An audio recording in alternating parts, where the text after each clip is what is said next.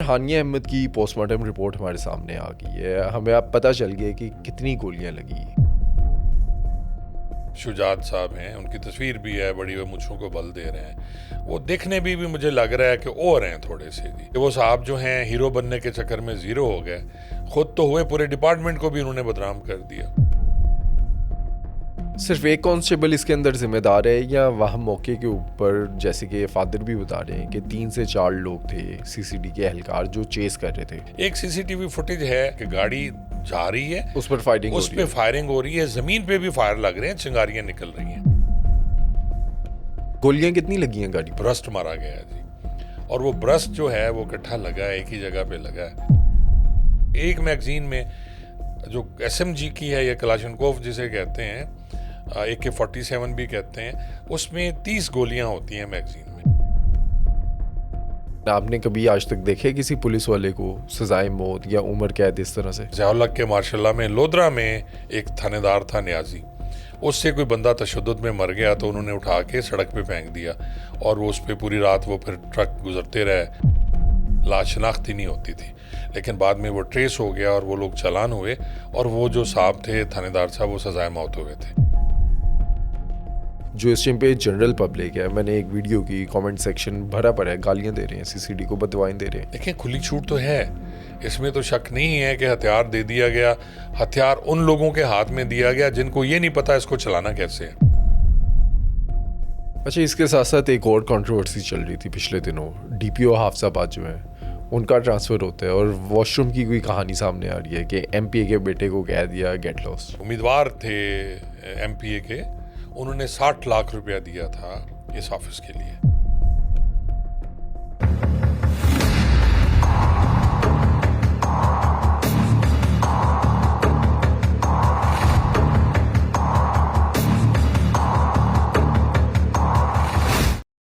Sir, हानिया अहमद की postmortem report हमारे सामने आ गई है। हमें अब पता चल गया कि कितनी गोलियां लगी। एक छोटी 9 साल की बच्ची किस तरह से फायरिंग कर दी गई, और क्या ये कोई इंटेंशन कुछ और थी या बस मिस्टेकन आइडेंटिटी थी? अली, ये जो आपका सवाल है ना पोस्टमार्टम के बारे में, उसमें ज़ाहिर है गोलियां चली हैं, बेतहाशा गोलियां चली हैं। बच्ची पीछे बैठी हुई है, जहाँ तक मुझे लग रहा है कि क्योंकि पीछे डिग्गी से और ये शीशे से पिछले लगी हैं, और उनकी लोअर बॉडी पे ज़्यादा गोलियां लगी हैं। 11 ज़ख्म जैसा कि आपने बताए हैं, उसमें गोलियां कुछ एग्जिट एग्जिट वुंड भी हैं जी, यानी गोली लग के बाहर भी निकली है जी। और मासूम सी बच्ची यार, 9 साल की, और उसने कितना, और एक्सेसिव ब्लीडिंग से फिर उसकी डेथ हुई। पोस्टमार्टम में और उसकी डेथ में 5 घंटे का वक्फा बताया गया, जो मैं देख रहा था रिपोर्ट। और जो डेथ उनकी होती है वो इसी वजह से कि जी एक्सेसिव ब्लीडिंग हुई, और ऑर्गन जो हैं उनके काम करना छोड़ गए जी। आ, बड़ा हौलनाक किस्म का इंसिडेंट, ये इतनी तकलीफ़ हुई मुझे।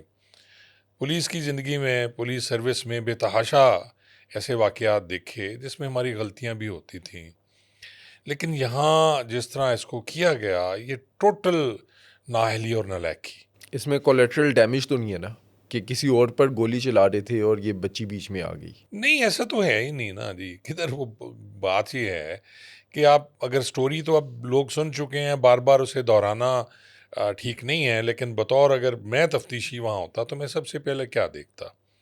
सबसे पहला पॉइंट यहाँ देखना चाहिए कि क्या पुलिस ये कहती है, सीसीडी कहती है कि उन्होंने फायर किया, जो डाकू थे उन्होंने फायर किया, और जवाबी जो है वो फायर कर रहा है आपका पुलिस वाला जी, मान लिया। क्या वहाँ से खोल मिले? इस तफ्तीश को बड़ा क्लियर हो के, यानी इसमें कोई बेईमानी नहीं होनी चाहिए इस तफ्तीश में। अगर उस कांस्टेबल ने एक्सेस किया अपने पावर से तो उसको सज़ा मिलनी चाहिए। सिर्फ इसलिए उसको माफ़ कर देना कि ये हादसा था, डाकुओं को मार रहा था और जनाब उसमें बच्ची को लग गया, तो ये तो है ही, सीन ही नहीं है। आप ये कह रहे हैं कि जी डाकू डकैती कर रहे थे, ये जो थे कांस्टेबल, और जाके वहाँ से उसने, जो गेट पे ड्यूटी पे था, साथ ही थाना है, थाने की दीवार के साथ तो आपने गाड़ी खड़ी की हुई है, और वहाँ से आप गन लेके आ रहे हैं और फायरिंग कर रहे हैं। और मैं पहले भी कहता हूँ कि लम्हों का खेल होता है, सेकंड्स का खेल है ना हीरो और ज़ीरो बनने में, कि वो साहब जो हैं हीरो बनने के चक्कर में ज़ीरो हो गए, खुद तो हुए, पूरे डिपार्टमेंट को भी उन्होंने बदनाम कर दिया। सिर्फ एक कांस्टेबल इसके अंदर जिम्मेदार है या वहाँ मौके के ऊपर, जैसे कि फादर भी बता रहे हैं कि 3 से 4 लोग थे सीसीडी के एहलकार जो चेस कर रहे थे? अब मुझे इसका नहीं पता, क्योंकि हमारे पास कोई सीसीटीवी फुटेज नहीं है।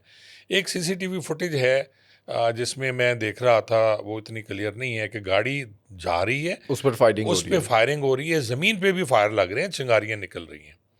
यानी कुछ फायर ज़मीन पे लगे हैं, कुछ गाड़ी में लगे हैं। वहाँ कोई, मुझे तो मोटरसाइकिल वाला नज़र नहीं आया जो चेज़ कर रहा हो, ना ही इतना टाइम था।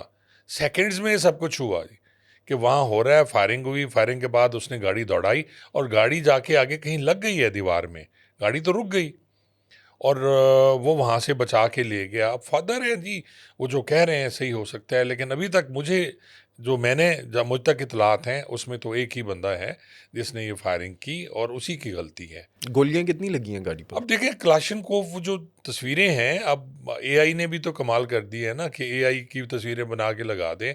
लेकिन जो तस्वीर मुझे एक चैनल पे मैं देख रहा था, दुनिया पे मैं देख रहा था, मेहर बुखारी, गोलियां जो हैं वो, आप मेरे ख्याल को 10-15 गोलियां तो पीछे डिग्गी में हैं और फिर शीशे में अलहदा है, जो लग रहा है कि गोली और क्रॉस हो, सड़क पे अलग लगी होंगी। सड़क पे अलहदा लगी हैं। तो मैं पहले आपको अर्ज कर दूं, दोस्तों को बता दूं, कि एक मैगजीन में, जो एसएमजी की है, या कलाशनकोव जिसे कहते हैं, AK-47 भी कहते हैं, उसमें 30 गोलियां होती हैं मैगजीन में। लेकिन मोस्टली लोग उसमें कम गोलियां डालते हैं, पुलिस वाले और मुलाजमीन, क्योंकि नहीं, जो स्प्रिंग होता है उसकी मूवमेंट फिर ईजी रहती है। अगर उसको बहुत ज़्यादा प्रेस कर दें और पूरी गोलियां भर दें तो फिर स्प्रिंग की मूवमेंट नहीं होती। इसलिए 22, 23, 24, 25 गोलियां रखी जाती हैं और बाज़ औक़ात डबल मैगज़ीन भी लगाई जाती है। डबल मैगज़ीन का मतलब है, एक मैगज़ीन लगी हुई है, उसके साथ अटैच कर दी जाती है नीचे मुँह करके, तो फिर जो ही वो खाली होती है तो उसको निकाल के फिर दूसरी मैगज़ीन लगती है। अब गोलियां, जो मुझे लगता है ब्रस्ट मारा गया है जी, और वो ब्रस्ट जो है वो इकट्ठा लगा है, एक ही जगह पे लगा है। अब उसका एम क्या था, दोस्तों को ये भी मैं बता दूं कि क्लाशनकोव या जो भी असला, ख़ास तौर पे क्लाशनकोव की बात है, ये मूव करती है। अगर आप नीचे फायर करेंगे पाँव में तो ये आराम से ऊपर चली जाती है। ब्रस्ट में सिंगल तो झटका लगता है ना, ब्रस्ट में ये ऊपर जाती है। इसी तरह आप देखें, बाज़ औक़ात जो शादियों पे फायरिंग करते हैं, उससे वो क्लाशन इधर उधर होती है तो अमवात भी होती हैं। तो ये जो उन्होंने किया, फायर किया, हो सकता है उसकी नीयत टायर ब्रस्ट करने की हो, कि उसने नीचे मारी है, लेकिन वो लगी हैं, सीधी लगी हैं। और इस तरह फायर नहीं करना चाहिए था, सिंगल फायर। अगर मैं होता या कोई समझदार पुलिस ऑफिसर होता वहाँ, तो वो सिंगल फायर करता और वो डराता उन्हें, ना कि वो आपने ब्रस्ट मारा, इसका मतलब वो गोली तो कहीं लग सकती है। अब एक ब्रस्ट में अगर आपने 10 गोलियां निकाली हैं इकट्ठी, सिंगल आपने ब्रस्ट मारा है, तो वो तो कहीं किसी को लग सकती है। तो मेरे ख्याल में ये नाअहली है और गफलत है, और गफलत मुजरमाना है। अच्छा, इस केस में तो सीसीडी खुद भी तस्लीम कर रही है कि हमारे एहलकार की गलती थी। अगर आप पॉइंट आउट कर सकें कि इस केस के अंदर कहाँ कहाँ कौन कौन सी गलतियाँ हुई हैं? देखिए, सबसे पहले तो ये है कि शुजात साहब हैं, उनकी तस्वीर भी है बड़ी, वो मुझों को बल दे रहे हैं। वो देखने भी मुझे लग रहा है कि ओवर हैं थोड़े से जी। उनकी जो बॉडी लैंग्वेज है, पर्सनैलिटी है, वो ओवर है। और ऐसे लोग जो होते हैं हमेशा प्रॉब्लम क्रिएटर होते हैं। अब वो साहब जो हैं, वो आए, वो देख रहे हैं डकैती हो रही है बकौल उनके, और उन्हें क्या करना चाहिए था, वो असला लेके आ गए, तो उन्हें डराते, कोई उन्हें हैंड्स अप कराते। वो जो कह रहे हैं कि सीधा फायर हुआ, अगर तो उन्होंने फायर किया है, फिर भी आपको ये देखना चाहिए कि वो जो गाड़ी जिसमें आपको नज़र आ रहा है, आपको डाकू तो नज़र आ रहे हैं, गेट के साथ तो दीवार के साथ गाड़ी खड़ी हुई है, आपको मोटरसाइकिल पे डाकू नज़र आ रहे हैं, लेकिन आपको वो बंदा नज़र नहीं आ रहा। वो जो उसका बाप है बच्ची का, बच्ची तो चलो पीछे बैठी हुई है, या वो इस तरह खड़ी हुई है, कुछ ना कुछ तो नज़र आया होगा ना। फिर गाड़ी भाग रही है, मोटरसाइकिल वाले नज़र नहीं आ रहे। मैं सुन रहा था एक उनका मैसेज जो हैं, सीसीडी के जो चीफ हैं, एडिशनल आईजी साहब, बड़े अच्छे अफसर हैं। उन्होंने कहा कि जी मिस हो गया, वो देख नहीं सका, उसकी आंखें नहीं देख सकी कि वो मोटरसाइकिल इधर उधर हो गया, और उसने समझा कि वो गाड़ी में कहीं बैठ गया। अब मैंने, अगर वो गाड़ी में बैठ गया तो फिर मोटरसाइकिल कहाँ गया? मोटरसाइकिल भी तो होना चाहिए था ना। फिर दूसरा, वो गाड़ी में बैठ के गाड़ी क्यों भगाता? गलियों में तो मोटरसाइकिल पे भागना ज़्यादा आसान है, वो गाड़ी में क्यों भागता? असल में अली होता कुछ यूं ही है कि आपका जहन काम जितना कर रहा होता है और जितनी आपकी काबिलियत है, आप उस तरीके से डिसाइड करते हैं। और वो मेरे शुजात जो हैं वो डिसाइड नहीं कर सका कि मुझे क्या करना चाहिए, और ना ही उसने किसी को बताया, फौरी तौर पे रिएक्ट किया, अच्छा किया, इसमें कोई बुराई नहीं है, लेकिन उसका रिएक्शन जो था वो गलत हो गया जी। क्या सीसीडी का वैसे ये काम है कि फौरी तौर पे इस तरह से रिएक्ट कर दे, असले का या ताकत का इतना इस्तेमाल कर सके? ये जो सीसीडी के चट्टा साहब हैं, उन्होंने कहा कि उसने ताकत का गलत इस्तेमाल किया। वो खुद ओन कर रहे हैं उसको कि जी उसने ताकत का गलत इस्तेमाल किया और इतना नहीं करना चाहिए। मैंने पहले भी कहा कि सिंगल फायर करता, डराने के लिए उनको करता। अब मुलजमान तो फिर भी पकड़े जाते। अगर वहाँ सीसीटीवी फुटेज है, सीसीटीवी कैमरे लगे हुए हैं, टीवी कैमरे लगे हुए हैं, मुलजमान तो फिर भी कभी पकड़े जाते। लेकिन जान तो इस तरह ज़ाया ना होती है ना जिस तरह जान ज़ाया हुई है। और फिर सबसे बड़ी बात कि वो इदारा जो इतनी मेहनत कर रहा है, जिसमें आप देखें कि हम लोग उसकी तारीफ करते हैं कहीं ना कहीं, इससे हट के जैली पुलिस मुकाबले हो रहे हैं, अपने साथियों की फायरिंग से मारे जा रहे हैं, क्राइम रेट तो कम हुआ है, इसमें कोई शक वाली बात नहीं है कि क्राइम रेट कम हुआ है। लेकिन वो सारा कुछ बर्बाद कर दिया एक शख्स की गफलत ने, एक शख्स की नालायकी ने, और अब महकमा पूरा बदनाम। इदारे इदारे जो होते हैं वो बदनाम नहीं होते। हमेशा यही कहा जाता है कि इदारों को बदनाम किया जाता है। इदारा ठीक होता है, उसमें जो शख्स होते हैं जो गलत हरकत कर रहे होते हैं वो बदनाम होते हैं, वो बदनाम करते हैं। अच्छा, वैसे इस बार ये स्टोरी बाहर कैसे आ गई? मैनेज तो हो सकती थी कि चकवाल के किसी इलाके में ये इंसिडेंट हुआ है, इवन के डाकुओं पर भी डाली जा सकती थी। देखें, वो एक तो सीसीटीवी फुटेज, फिर सबसे बड़ी बात कि ऑस्ट्रेलियन है वो, जो उनके वालिद हैं बच्ची के, हानिया के, वो 30 साल से ऑस्ट्रेलिया में रहते हैं। और अभी वो आए हज करने के लिए, बच्चों को साथ लेके आए, बच्चों को उन्होंने पाकिस्तान छोड़ा। और फौरी तौर पे जो एम्बेसीज़ हैं, ऑस्ट्रेलियन हैं, यूके है, यूएसए है, कनाडा है, ये अपने शहरियों की हिफाजत करती हैं। और अब भी देखें कि उनके जो वज़ीर आज़म हैं, उन्होंने बाकायदा कहा है कि इसमें जो जो इंक्वायरी होनी चाहिए, और इंक्वायरी में कुछ गलत नहीं होना चाहिए, और इंक्वायरी इनको करनी पड़ेगी। अगर गलत करेंगे तो फिर फंसेंगे, जो भी गलत करेगा फंसेगा। हमारे जो पाकिस्तानी हैं वो तो बेचारे रुल रहे होते हैं, जहाँ मर्जी मर जाएं, खप जाएं, हमारी एम्बेसीज तो पूछते नहीं उनको। लेकिन क्योंकि ये हाईलाइट हो गया, फिर सोशल मीडिया, मैं क्रेडिट दूंगा इन तमाम बातों का सोशल मीडिया को। इससे पहले भी बेतहाशा ऐसी स्टोरीज हुई हैं जिसमें सोशल मीडिया ने हाईलाइट किया, और इदारे बैकफुट पे गए, और उन्होंने फिर उस बंदे के खिलाफ कार्रवाई की जो कि जुर्म कर रहा है। और अभी भी आप देखें कि पहले उसके खिलाफ 322 का मुकदमा हुआ, 322 कत्ल ख़ता, कि जी करना नहीं चाहता था लेकिन हो गया, उसकी नीयत नहीं थी। 302 में बेसिकली कत्ल आमद कहा जाता है, उसमें नीयत होनी चाहिए कत्ल करने की, मारने की नीयत होनी चाहिए। कानूनी हद तक, इतनी हद तक कानून की हद में सही है, ये मैं समझ सकता हूँ कि उसने उसकी मारने की नीयत नहीं थी। लेकिन उसकी जो गफलत मुजरमाना है ये, वो इसको 302 में ले जाती है कि यार तुम्हें पता था इसमें बच्चे बैठे हुए हैं और तुम सीधा भ्रष्ट मार रहे हो। क्या आगे जाके ट्रायल 302 में होगा? होना चाहिए इसका। 302 ईजाद हो गई है, उन्होंने अब 302 ईजाद कर दी है। वो भी जब शोर डाला तो बाद में 300 ईजाद हुआ है। 302 पहले मेरे ख्याल में 322 का मुकदमा दर्ज हुआ था। और मैं देखें अली के ऐसे लोगों को सज़ा मिलनी चाहिए। सज़ा होगी क्या? सज़ा इसमें उम्र कैद भी हो सकती है जी। इसमें जो कत्ल ख़ता है उसमें कम सज़ा है, लेकिन 302 में तो फिर सज़ाए मौत भी है। अगर रियायत की जाए तो उम्र कैद की भी सज़ा हो सकती है लेकिन इसमें। आपने कभी आज तक देखे किसी पुलिस वाले को सजाए मौत या उम्र कैद इस तरह से? मैंने आज तक कोई पुलिस वाला नहीं देखा। एक हुआ था, बहुत पुरानी बात है, ज़ियाउल हक के मार्शल्ला में, लोधरा में एक थानेदार था न्याजी, उससे कोई बंदा तशद्दुद में मर गया तो उन्होंने उठा के सड़क पे फेंक दिया, और वो उस पर पूरी रात वो फिर ट्रक गुजरते रहे, लाश शनाख्ती नहीं होती थी। लेकिन बाद में वो ट्रेस हो गया और वो लोग चालान हुए, और वो जो साहब थे थानेदार साहब, वो सजाए मौत हो गए थे। लेकिन उसके बाद मैंने नहीं देखा किसी को सज़ा हुआ हो। साहिवाल में कुछ वकला की रैली थी, उसमें भी इसी तरह चिलम बरदार जुलूस था, वो जो होता है जी जिसमें आग जलती है, तो वो फिर पुलिस मुलाजमीन पे मुकदमा हुआ, मुकदमा खारिज हो गया। लेकिन वकला ने फिर प्राइवेट कंप्लेंट की, उसमें बहुत से पुलिस मुलाजमीन सजा हुए थे और उसमें एक डीएसपी साहब की जेल में भी डेथ हो गई थी। ये साहिवाल की मैं बात सुना रहा हूँ। सज़ाएं होती हैं और सज़ा होनी चाहिए जहाँ जहाँ गलती हैं, लेकिन जहाँ आपको माफ़ कर दिया जाता है, जहाँ सुलह हो जाती है, मुद्दई माफ़ कर देता है। अब आप देखें ना कि ये जो साहब हैं, अदील उनका नाम है, कहाँ ऑस्ट्रेलिया से आके वो केस लड़ेंगे? कौन केस लड़ेगा मुझे बताएं? पूरे इंस्टीट्यूशन है और फिर यही होगा कि सुलह हो जाएगी, माफ़ी दे देंगे कि खुदा के रज़ा के लिए हमने माफ़ कर दिया, ये जो हादसा था इत्तफाकिया था। अभी थोड़ा माहौल जैसे आपको पता है कि ताज़ा ताज़ा है तो दुख है, लेकिन फिर आहिस्ता आहिस्ता दुख जब ख़त्म होता है तो फिर वो दूसरे जो लोग होते हैं, उनके करीबी अजीज़, वो सारे आना शुरू हो जाते हैं।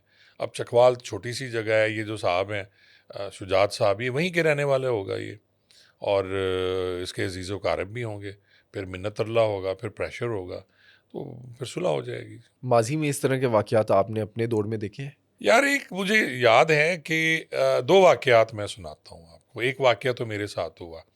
अब उसमें ये था कि मैं कोट सब्ज़ल में एसएचओ था। कोट सब्ज़ल या वो जो एरिया है, बॉर्डर का एरिया है, वहाँ अगवा बरए तावान की वारदातें होती हैं। एक दिन मैं बैठा हुआ था, थाने पे मुहर्रिर था, एक संतरी था, इसके अलावा बंदा ही कोई नहीं था। गश्तें हमने निकाल दी थी गाड़ियाँ, क्योंकि कोट सब्ज़ल सिंध पंजाब बॉर्डर पे है, अगर वो लोग जानते हैं वहाँ के, तो वहाँ वारदात का टाइम जो होता है वो यही 4, 5, 6, 7 बजे तक होता है। मगरिब से पहले पहले वारदात हो जाती है और उसके बाद क्योंकि सिंध से वो आते हैं डाकू या क्रिमिनल्स हैं, उन्हें वापस जाना होता है फ़ौरी तौर पे जी।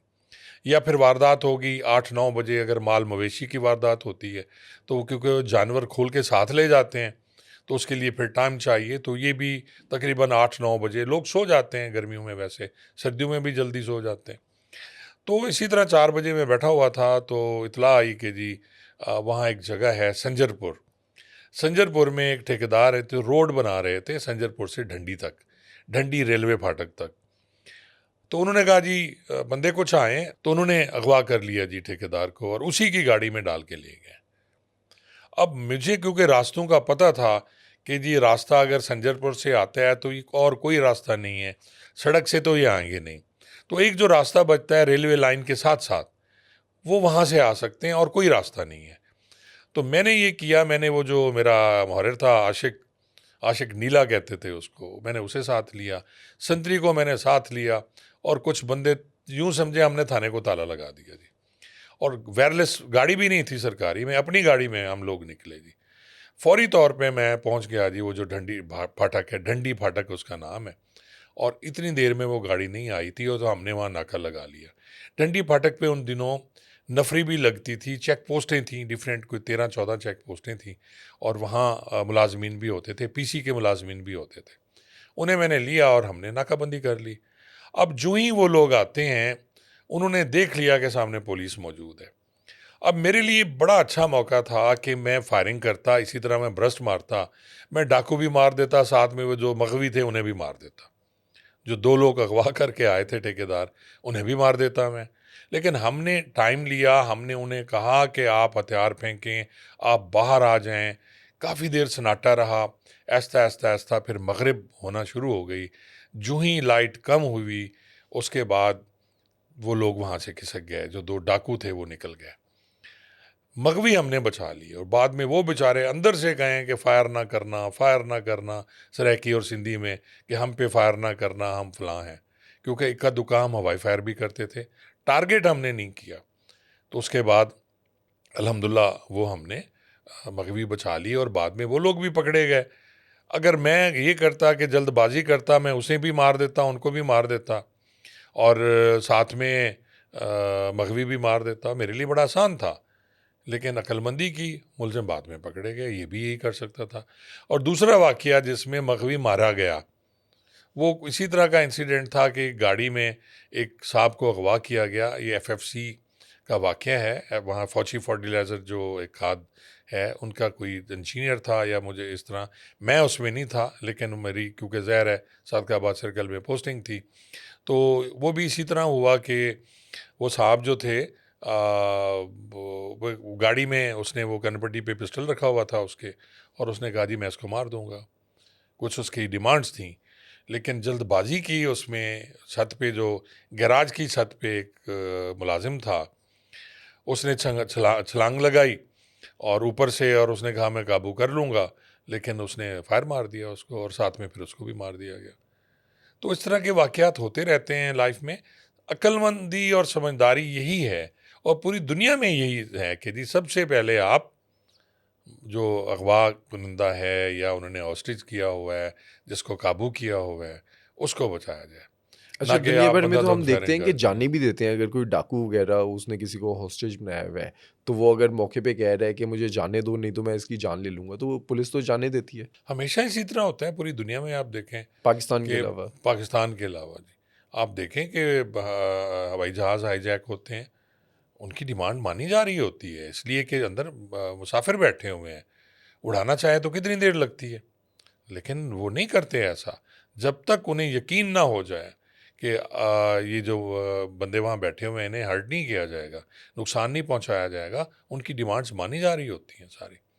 तो यहाँ भी तो ख्याल करना चाहिए था इंसाफ को, लेकिन वो नहीं किया गया। पूरी दुनिया में कहा जाता है कि डाकुओं की या क्रिमिनल की जान से ज़्यादा कीमती शहरियों की जान है। डाकू तो आपने अपनी साथियों की फायरिंग से मारना शुरू कर देते हैं ना। अब सीसीडी का एक हैंडआउट भी आया, वो उसमें उन्होंने कहा है कि पूरा वाक़या उन्होंने बताया, और उसके बाद उन्होंने कहा जी मुसल्ला डाकू ने फैमिली की गाड़ी को रोककर असले के ज़ोर पर यरगमाल बना रखा था, और इसी दौरान होने वाले आमने सामने के मुकाबले में मुश्तबा अफराद की जानिब से कार्रवाई करने वाले पुलिस एहलकार पर फायरिंग के बाद दोनों तरफ से फायरिंग का तबादला हुआ।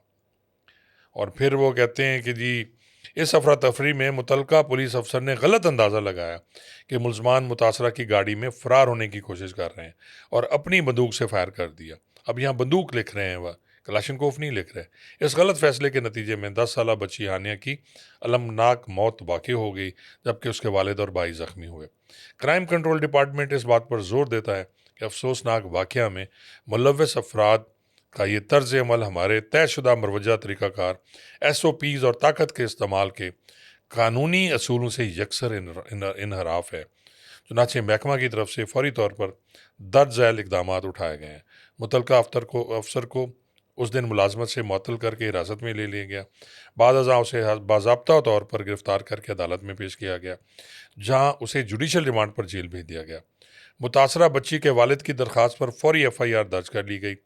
फोरेंसिक शवाहिद, जो मैं कह रहा हूँ कि जी उनके खोल वगैरह उठाए गए। फिर इसका डिस्टेंस भी देखा गया होगा कि कितने डिस्टेंस से फायर हो रहे हैं, ये सारा तफ्तीशी देखेगा जी। और फिर वो कह रहे हैं जी फोरेंसिक भेज दिए गए। महकमा मुतासरा अफसर का असला और इस्तेमाल शुदा गोलियों के खोल महफूज तहवील में लेकर कार्रवाई के लिए भेज दिए गए। फिर कहते हैं महकमा मुतासरा ख़ानदान के साथ रोज़ाना की बुनियाद पर राब्ते में है, ताकि उन्हें जारी तहकीकात की पेश रफ्त से आगाह रखा जाए। फिर वो कहते हैं मुतासरा ख़ानदान ने जारी कानूनी अमल की रफ्तार और शफाफत पर इत्मीनान का इजहार किया। जबकि आप देखें उनका जो बयान है उनके वालिद का, वो कह रहे हैं कि मुझे यकीन नहीं है, बंदे ज़्यादा थे। अब इन्हें चाहिए कि ये इसमें कम से कम जाके जो सीनियर्स हैं उनसे बात करें कि और पता करें कि दुरुस्त क्या है, अच्छा, इस केस तहकीक की होनी तफ्तीश चाहिए। जो है वो FIA को नहीं करनी चाहिए? FIA वो कस्टडी में नहीं है ना जी। पुलिस देखें, पुलिस की फायरिंग से मारा गया, कस्टडी में नहीं था, लेकिन इसकी जुडिशियल इंक्वायरी होनी चाहिए या FIA को करनी चाहिए। ये आपकी बात सही है। मेरे ख्याल में FIA को करना पड़ेगी इसकी तफ्तीश, लेकिन FIA को नहीं दी जाएगी, देनी चाहिए वैसे। वैसे यहाँ पर बात हो रही है कि SOPs की खिलाफ वर्जी की गई है।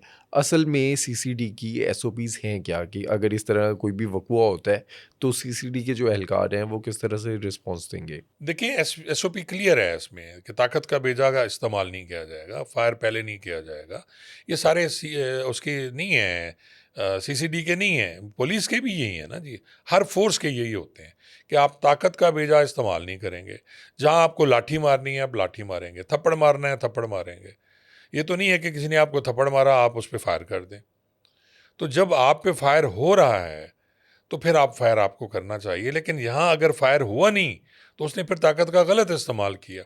और जब वो भाग रहे थे और इसे फिर अपनी जान का अंदेशा भी नहीं था। देखें, या तो हिफाजत खुद अख्तियारी में ये करें ना कि जी मुझे जान का अंदेशा था, वो मुझ पे फायरिंग कर रहे थे। जब वो भाग गए तो फिर इसको पीछे से फायर करना नहीं चाहिए था। पॉइंट इज दिस कि जी आपने फायरिंग कब करनी, डकैती हो गई, आपकी जान का ख़तरा टल गया, अगर ये भी मान लिया जाए कि उसने पहले फायरिंग की तो आपकी जान का ख़तरा तो नहीं है ना। हिफाजत खुद अख्तियारी में फ़ायर किया जाता है जब आपकी जान को ख़तरा होता है। वो भी ख़त्म हो गया, गाड़ी वो भाग गई जिसमें बिठा के ले जा रहे थे, तो आपने फायरिंग क्यों की? जब आपको ये भी पता चल गया कि उसमें लोग हैं और उनको हॉस्टेज बना के लेके जा रहे हैं, तो फिर तो आपने सरियन बेवकूफ़ी की। फिर तो आप पे 302 बनता है कि आपको पता था इसमें कि अगर मैंने फायर किया तो मर जाएंगे वो। तो यही तो 302 है, आपको पता था कि होना है। हाँ, अगर गलती से हुआ ये करता कि उन पे उसने फायर कर किया और गाड़ी दरमियान में आ गई, जैसे कि वो कह रहे हैं कि छुपे हुए हैं, तो आप उस वक्त जो फायरिंग हुई है उससे अगर हुआ तो फिर कत्ल खता है। लेकिन अगर वो भाग गए और आप पीछे गाड़ी पे फायरिंग कर रहे हैं, कत्ल खता तो नहीं है। फिर तो आपको पता है, जब आपको ये यकीन है कि आप जो फायर कर रहे हैं वो किसी ऐसे शख्स को लगेगा जो बेगुनाह है, तो फिर तो गलत है ना, फिर तो 302 बनती है जी। अब इसमें सीसीडी जो है वो बैकफुट पे चली गई जी। और अभी बार बार वो यकीन दहानी करा रहे हैं कि जी इदारा है हमारा, इदारे को बदनाम ना किया जाए। और उन्होंने जो भी अच्छे काम किए हैं, अच्छे और बुरे काम तो साथ साथ चलते रहते हैं ना जी।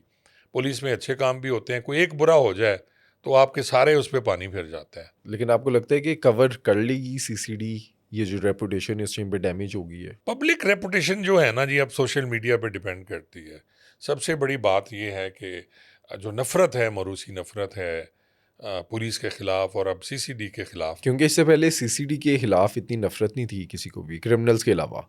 जो इस टाइम पे जनरल पब्लिक है, मैंने एक वीडियो की कमेंट सेक्शन भरा पड़ा है, गालियां दे रहे हैं सीसीडी को, बददुआएं दे रहे हैं। तो वो वही हो गया ना कि हमने वो हालांकि हमारा वो पहला प्रोग्राम थोड़ा पहले रिकॉर्डेड था जो आपने लगाया, उसमें वो लगे हुए हैं सारे, मैंने कमेंट्स पढ़े हैं। इवन वो चट्टा साहब के बारे में भी कह रहे हैं कि आप उनकी गलत तारीफ कर रहे हैं। हालांकि इसमें चट्टा का तो कसूर ही नहीं है। देखिए, इंचार्ज सीसीडी है, उन्होंने तो नहीं कहा ना कि आप मार दो।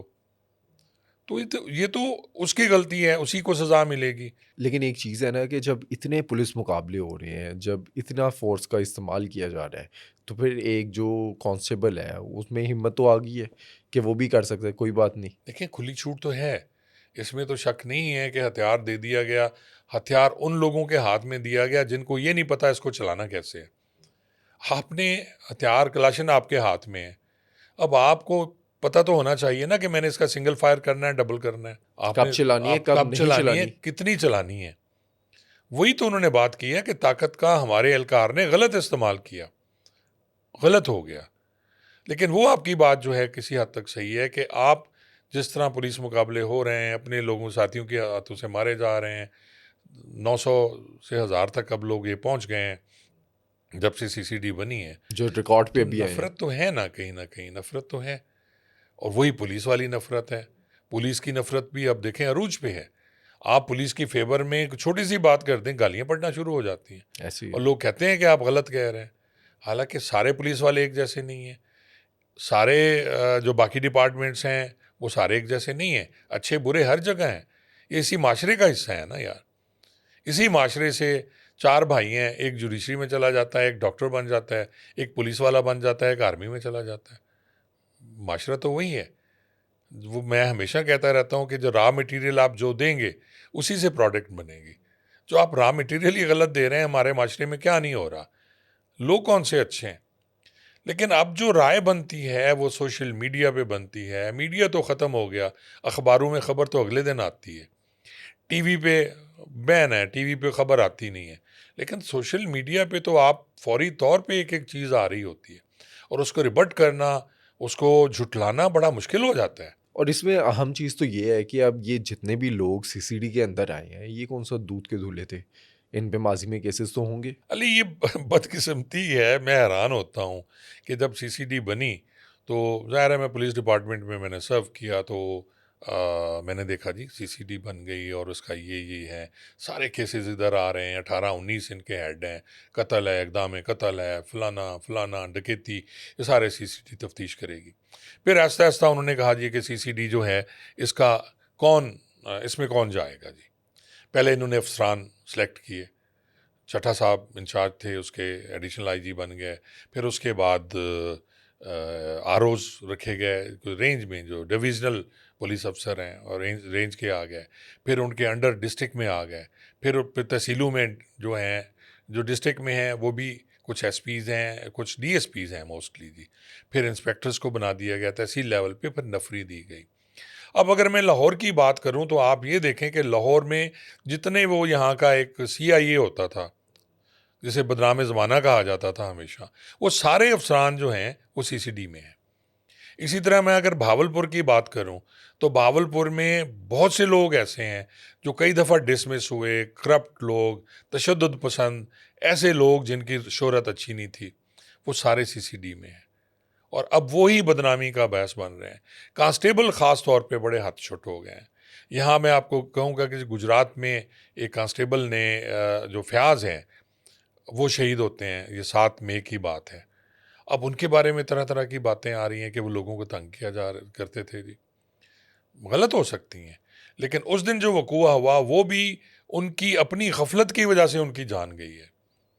आपको पता है कि वो बंदा बदनाम ज़माना है, मोटरसाइकिल पे जा रहा है, आप पहले गुजरे हैं, वो सीसीटीवी फुटेज मैंने देखी है फयाज की, शहीद की। वो गुजरा है फिर वापस मुड़ा है। वो लोग जो 2 मोटरसाइकिल पे जा रहे हैं, जाके इसने उनको पकड़ा है तो उसने फायर कर दिया। अब आपको पता कि एक हार्ड क्रिमिनल है, हरामी है, आपके पास कुछ भी नहीं है, पिस्टल भी नहीं है, पहले आप पिस्टल निकालते, कोई हैंड्स अप कराते, आपने जाके उसे पकड़ने की कोशिश की। और इनको यूं लगता है कि इनके लोहे के बदन है। अब वो जो जहन में इनकी इस वक्त चल रही है ना कि हम सुपीरियर हैं, सीसीडी का एक मोनो लोगो अलहदा बना दिया गया, सुपीरियर इन्हें बना दिया गया, पूरी पंजाब की पुलिस फोर्स पे ये भारी हैं। दहशत की लामत छः है। हजार बंदे जो हैं वो क्राइम कंट्रोल कर रहे हैं, 1.5-2 लाख की नफरी पे वो, उनको कोई नहीं पूछता। फिर इनके अंदर भी बहुत ज़्यादा चपकले चलती है, प्रोफेशनल जेलेसी है, प्रोफेशनल बातें हैं। ज़िला की पुलिस जो है इनको अच्छा नहीं समझती, ये ज़िले की पुलिस को अच्छा नहीं समझते, एक दूसरे में मुकाबलेबाजी भी चल रही है, हर लेवल पे है, सिर्फ उस लेवल पे नहीं है। हर बंदा अपनी कारगुजारी बेहतर करने के लिए ओवर एक्ट कर रहा है, और वो जो रिएक्शन है, ओवर एक्ट उनकी एक्टिंग है, उसमें फिर इस टाइप के इंसिडेंट होते हैं। तो ये किसी तरह का एक इंसिडेंट होता है जी, ये अड्डा प्लाट और ख़याबान अमीन पे जी। ये भी 2 लोग थे जी, उस्मान और फहद। ये अपनी माँ के साथ गाड़ी में निकले हैं घर से, पुलिस रैकी कर रही थी उनकी। अब उन्हें समझ नहीं आई कि ये लोग तो निकल गए हैं, असला भी उनके साथ था, खासा असला था, और उनकी माँ जो है उनकी जो पिस्टल की मैगजीनें हैं वो फिल करके दे रही थी, और दोनों भाई वहाँ फायरिंग कर रहे थे। इसी तरह निकले हैं, जब उन्हें शक हुआ पुलिस पीछे है, कल्टस थी गाड़ी, उन्होंने गाड़ी दौड़ाई, पुलिस ने पीछे गाड़ी लगा दी, फायरिंग शुरू हो गई, टीमें पहुँच गई इधर उधर से। अब फायरिंग चल रही है मुख्तलिफ सड़कों से, ये वीडियोज़ पड़ी हुई हैं, फायरिंग हो रही है, शाम हो गई। इसी दौरान एक थाने की गाड़ी या सीसीडी की जो भी गाड़ी थी, जिसमें रज़ाक डोगर थे जी, शहीद हुए, वो गाड़ी उन्होंने आगे लगा दी। अब आपको पता है कि उन लोगों के पास असला है, आपको पता है उनके पास पिस्टल है, इतनी देर से फायरिंग कर रहे हैं, वो बड़ा हथियार भी हो सकता है। वो सामने खड़े हो गए, उन्होंने फायर मारा। अब वो देखें कि ये अब्दुर्रज़ाक डोगर शहीद हो गए, इमरान अशरफ हेड कांस्टेबल ज़ख्मी हो गए, ड्राइवर भी ज़ख्मी हुआ महमूद, और वकार कांस्टेबल ज़ख्मी हो गया। और इसमें गलती सीसीडी की अपनी है। कोई जैकेट नहीं है, आप तो कहेंगे ना हमने जैकेट्स पहनी हुई थी, एफआईआर में होगा कि हमने बुलेट प्रूफ जैकेट पहनी। मैं शर्त लगा सकता हूँ बुलेट प्रूफ जैकेट नहीं होगी। अगर बुलेट प्रूफ जैकेट होती तो आपके वाइटल पार्ट तो कम से कम बचते हैं ना। सर में गोली लगना अलग है, नहीं तो फिर टांगों में लगेगी या इस पोर्शन में लगेगी, आपके ये एरिया तो बचता है ना, दिल है, पेट है, बाकी चीज़ें बचते हैं। तो इसी तरह की कहीं ना लैग किए हैं, रेड पे जाएंगे कोई पता नहीं, मैगजीन पूरी असला लेके नहीं जाते। आप गश्त की गाड़ियां देख लें इनकी, मैं शर्तिया कहता हूँ, शर्त लगा लें मेरे साथ, 8-8 10-10 राउंड होंगे मैगजीन में, और एक्स्ट्रा मैगजीन नहीं उठाते। कांस्टेबल जो होते हैं ना, शहजादे, ये इन्हें भारी लगती है, ये राइफल इनको भारी लगती है, और उसमें मैगजीन इनको भारी लगती है। आप यकीन करेंगे कि रेड पे जाते हुए मैं अपना बंडोरियल जो कहते हैं उसको, उसमें 4 मैगजीनें आती हैं, 5, वो बांध के हम लोग खुद जाया करते थे। कलाशन अपनी फुल करके खुद चेक करनी, देखना उसका स्प्रिंग काम कर रहा है नहीं कर रहा।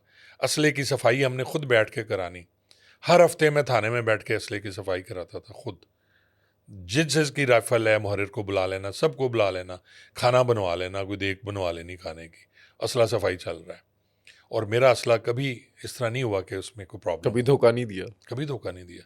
जब असले से आप उसी के सहारे जी रहे हैं, निकल रहे हैं, आप रेड पे जा रहे हैं, और यहाँ देख लें इनके असला किसी का साफ बहुत कम होगा कि कोई अच्छा अफसर है जो चेक कर लेता है। कोई एसपी किसी जाके असला खाना देख ले, किसी ने गन उठा के देखी हो, नहीं।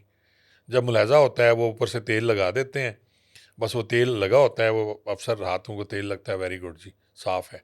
किसी ने अंदर वो एक फुलतरू कहते थे उसको मारते हैं जी, जो नाल साफ़ करते हैं कलाशनकोफ की, पिस्टल्स की, बाकी असला है, G3 है, कोई नहीं करता।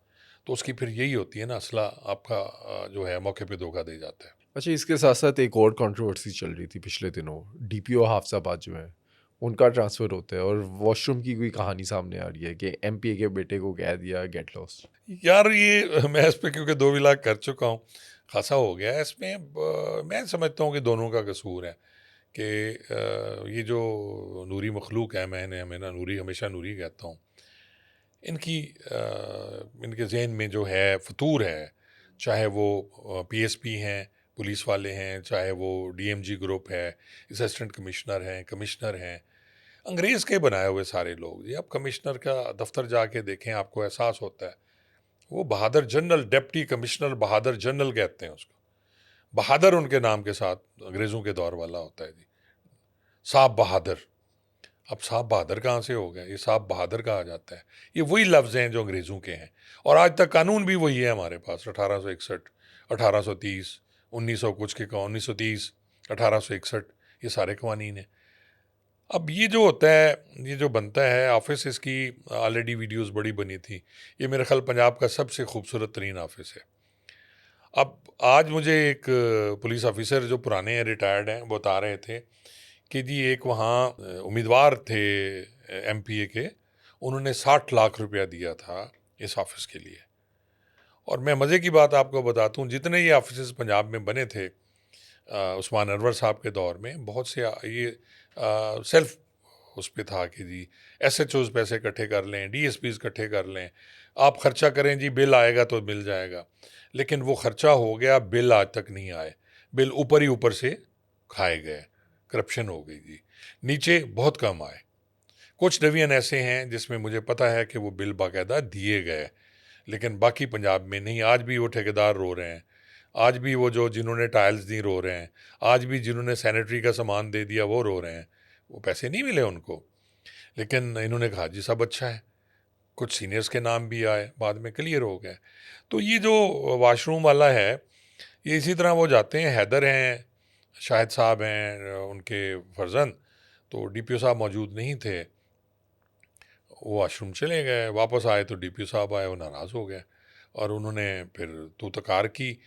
कुछ अब इसमें डबल वो है, कुछ कहते हैं जी हैदर बोला कि ये तो पब्लिक टॉयलेट है, आप पब्लिक सर्वेंट हैं, लेकिन मुझे नहीं लगता उसे इतनी जुर्रत की हो एक डीपीओ के सामने। मैं उस बेल्ट को बड़ा जानता हूँ, हाफजाबाद कोर्ट मोमिन, पुलिस वालों से ये बड़े डरते हैं, एक कांस्टेबल से डरते हैं, जान जाती हैं इनकी, इतने तगड़े नहीं हैं ये, चाहे बड़े से बड़ा सियासतदान भी हो, उसके लिए एक थानेदार काफ़ी है। तो वहाँ से ये फिर बाहर आता है, 4 लोग होते हैं तो आपस में कोई कसम उठाते हैं कि नहीं जनाब, ये बताना किसी को नहीं है। लेकिन उसमें एक एमएनए साहबा हैं, उनका करीबी अजीज़ भी था, उसने बता दिया एमएनए साहबा को कि जी इस तरह बेइज्जती साड़ी बड़ी हुई है जी। तो फिर ट्रांसफ़र की बातें शुरू हो गई। शुरू शुरू में ट्रांसफ़र हुआ या नहीं हुआ, लेकिन ख़बरें गर्म हुई। उन दिनों चीफ मिनिस्टर साहबा क्योंकि अलील थी, तो उन तक बात नहीं पहुंची। मुबैना तौर पर कहा जाता है आईजी साहब ने कहा कि वो ठीक होंगी तो फिर देखा जाएगा, शिकायत आईजी साहब को हुई और बाद में फिर उसका ट्रांसफ़र हो गया। अब जो ही ट्रांसफ़र हुआ, क्योंकि एमपीए साहब को डीपीओ साहब ने मुबैना तौर पर कहा था गेट लास्ट, कि निकल जाओ जब ये तो मैं होगी, तो फिर उसने एक पोस्ट लगाई। इससे पहले यही पोस्ट उनके जो मुखालिफ हैं हारून तारड़, उन्होंने लगाई थी गेट लास्ट की। मामून। मामून जी, मामून जो तारड़ है, उन्होंने लगाई थी, उनके मुखालिफ हैं, पीटीआई के हैं। तो ये जो फिर उन्होंने लगाई नाउ यू गेट लास्ट। अब यहाँ ये कहते हैं कि जी मैंने, जब इन पे प्रेशर बिल्ट हुआ कि तुम अफसर दे बारे च करता है सारा, तो फिर ये कहते हैं जी मैंने तो मामून के बारे में लगाई थी। फिर इनकी लड़ाई शुरू होगी, उसने कहा मैं तुझे निबड़ लूँगा। उन्होंने कहा जी मैं आ रहा हूँ जलालपुर जो है जट्टा भटियाँ, वहाँ फिर खैर इनकी, वो हमारे एक दोस्त हैं बार के साबिक सदर हैं, वो मिल गए, एक और साहब हैं, उन्होंने कुछ सुलह बुला इनकी करा दी। लेकिन डीपीओ साहब का तबादला हुआ, और साथ में फिर आपको पता है सोशल मीडिया तो फिर क्या करता है। लेकिन सर आपको लगता है कि इस बात पे डीपीओ का तबादला होना बनता था? क्योंकि अब वहाँ पर जो भी डीपीओ आएगा उस पर एक प्रेशर होगा, एमपीए के बेटे का, एमपीए का। कल को कोई भी ऐसी हरकत होती है तो डीपीओ का तबादला हो सकता है। यार नहीं होना चाहिए था, मैं इस बात के शदीद मुझे एतराज़ है। लेकिन आप ये देखें कि सियासी हुकूमतों में हमेशा ऐसा होता रहा है, जब पोलिटिसाइज हो जाए आपका पूरा डिपार्टमेंट, आईजी की पोस्टिंग सियासी हो, डीपीओज दरे दौलत पे बैठे रहें अपनी पोस्टिंग के लिए मिन्नतें कर रहे हों, वहाँ फिर आपके डीएजीज जो हैं आरपीओ लगने के लिए मिन्नतें कर रहे हों। मैं सबकी बात नहीं करता, अच्छे बुरे हैं। और जहाँ 18वें स्केल के अफसरान, आप 19वें स्केल में, जहाँ आप 19 स्केल का एसएसपी होना चाहिए, वहाँ आप 18वें स्केल के अफसर लगाएं, जूनियर मोस्ट आप अफसर लगाएं, तो उसके बाद क्या होगा? यही होगा ना, आप कान से पकड़ के निकालेंगे। आप जब मेरिट पे आप लगाएंगे, मेरिट पे आपने पोस्टिंग्स करनी है, वो तो हो नहीं रही। डिप्टी कमिश्नर 18वें के बैठे हुए हैं, आपके डीपीओज मोस्टली 18वें स्केल के बैठे हुए हैं, जो 19 स्केल वाले सीनियर मोस्ट अफसरान हैं इज़्ज़त बचा के बैठे हुए हैं। अब मैं यहाँ आपको एक मिसाल दे देता हूँ, कायनात अज़हर ख़ान हैं जी, मुल्तान में थी ये, एसपी थी जी, और ये 47th कॉमन की हैं, सीटीओ अब लगी। अभी सीटीओ इस्लामाबाद लगी हैं। आप उनकी नौकरी को अभी 6 साल नहीं हुए। पहले वो मुल्तान थी, मुल्तान में एसपी कैंट, एसपी हेडक्वार्टर्स और सीटीओ मुल्तान, 3 चार्ज उनके पास। फिर वहाँ से तबादला होता है, अचानक ही तबादला होता है, और वो इस्लामाबाद आ जाती हैं, पंजाब से इस्लामाबाद आती हैं जी। इस्लामाबाद में उनका तबादला होता है, उनसे सीनियर मोस्ट आदमी 19 स्केल का सरफराज विर्क, जिसको हटाया गया, उनकी उनकी क्या गलती थी? कोई गलती नहीं थी, और उन्हें अब सीटीओ इस्लामाबाद लगाया गया। और साथ में अभी उनके 7 साल पूरे नहीं हुए, 7 साल से पहले वो पिप नहीं लगा सकती, सिर्फ चांद तारा लगाएंगी, वो भी वही सरफराज विर्क बेचारा लगा रहा है। और जब एक मैंने कल मेरे एक दोस्त हैं बड़े अच्छे इस्लामाबाद से, राजा साहब साफ़ी हैं, उनसे मेरी बात हो रही थी, राजा लियाकत, तो उनसे बात हो रही थी, तो उन्होंने कहा सर, मैं खान साहब क्या बताऊं आपको, ये क्वेश्चन मैंने भी किया कि जूनियर मोस्ट आप वहाँ लगा रहे हैं, आई हैं यहाँ तो कहाँ लगेंगी? उन्होंने कहा जी जहाँ वो चाहेंगे। अब देखें, जहाँ वो चाहें और पोस्टिंगें हों, वहाँ आप ये ना देखें कि ये जूनियर है, इसको काम आता है नहीं आता, एक्सपीरियंस है या नहीं है। अब आप यही बात कर रहे हैं जो वॉशरूम वाली, जो डीपीओ साहब थे, अगर ये एक्सपीरियंस्ड होते तो इस टाइप की हरकत ना करते, खामोश हो जाते। मैं उनकी जगह होता, मैं डीपीओ होता, मैं खामोश हो जाता। उनके जाने के बाद मैं अपने अर्दली की बुलाता और उसे कहता कि तुमने क्यों किया, पहली बात, और आइंदा मेरे इजाज़त के बगैर कोई मेरे जो रिटायरिंग रूम में नहीं जाएगा। इतनी सी बात थी, वो भी फील ना करते, बात भी ख़त्म हो जाती। मुझे यहाँ मैं एक बात कोट करूँगा, जब मैं ट्रैफिक सार्जेंट भावलपुर लगा, बड़ी पुरानी बात है, 1985 की बात है, तो एक काजिम शाह था जी, कांस्टेबल था जी।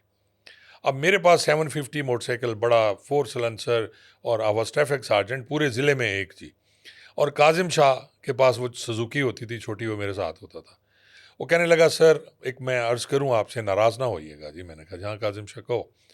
कहता है सर आपने एक काम करना है, आपने किसी से डायरेक्ट कागजात नहीं मांगने, मैं आपके साथ खड़ा होता हूँ। जब हम रोड पे चेकिंग करते थे, कहीं फरीद गेट खड़े हुए हैं, रेडियो स्टेशन चौक खड़े हुए हैं, लारी अड्डा खड़े हुए हैं, अब सार्जेंट साहब खड़े हुए हैं, तो मैंने नहीं मांगने।